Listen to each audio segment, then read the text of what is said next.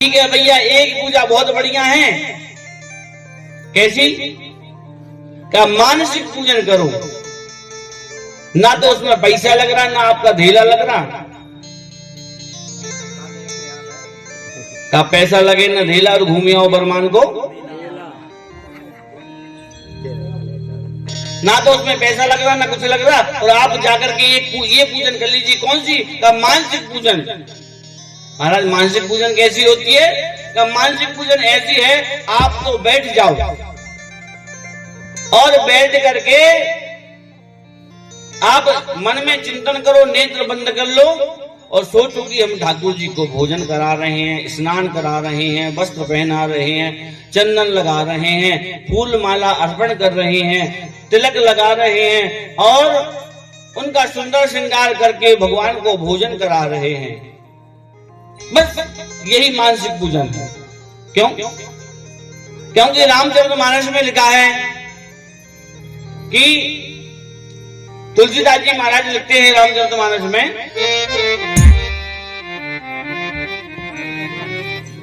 मानस करे पुण्य प्रताप, मानस करे पुण्य प्रताप, मानस करे पुण्य प्रताप, मानस करे पुण्य प्रताप, मानस करे पुण्य प्रताप, मानस करे पुण्य प्रताप, मानस पुण्य कोई नहीं पाता, मानस पुण्य कोई नहीं पाता, मानस पुण्य कोई नहीं पाता। मानस करे। देखिए माताओं, मैं आपसे एक निवेदन करूं, जो कोई उते से आ रहा हो सो इते आके बैठे ही जे, पर तुम इते से हमारा दिमाग नहीं भटकाओ उते देख देख के। नरसिंहपुर हम बात कर रहे हैं हम आपसे, हैं? तुम बार बार उतर देख रही हो। अरे कट्ठा बैठ के सुन भी आई हो, उतर देख भी आ गया। इतना देखो भगवान जी बैठे हैं ना। बोले वृंदावन बिहारी लाल की जय हो। कि मानस करे है पुण्य प्रताप। ये पुण्य प्रताप है मानस का कि आप मानसिक पूजन करेंगे तो आपको वही पूजन करने का फल प्राप्त होगा जो आप लाखों हजारों रुपए खर्च कर। महाराज गुरु जी के आपने पहले कहानी बताई, हम जा कथा ही नहीं करवाते। आप ही तो कह रहे हो कि मानस का ये प्रताप है। ये विधान किसके लिए है? ये जरूर सुनने योग्य है।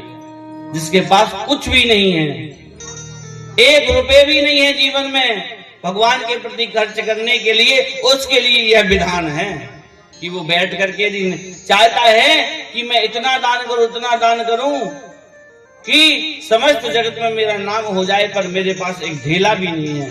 तो भगवान कहते हैं, गोस्वामी जी ने लिखा है कि उसको यही फल प्राप्त हो जाएगा, उसकी जो मनोकामना होगी उसका फल प्राप्त होगा।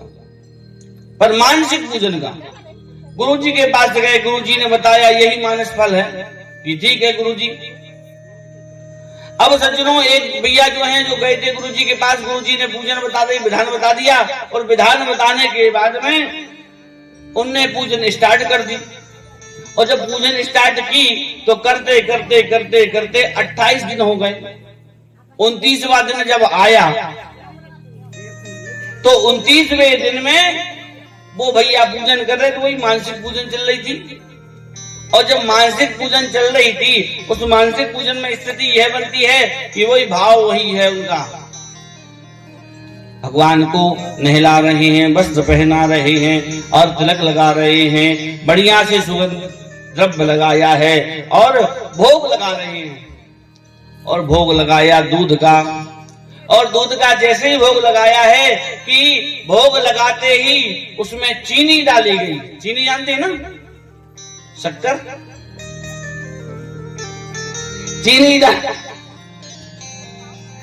चीनी डाली गई, और जब चीनी डाली गई तो चीनी कछु ज्यादा डल गई, और जैसे ही ज्यादा डल गई तो भैया सोचने लगे यार ज्यादा मीठ तो दूध न हो जाए, भगवान के लाने, नहीं तो शुगर की बीमारी हो जाए।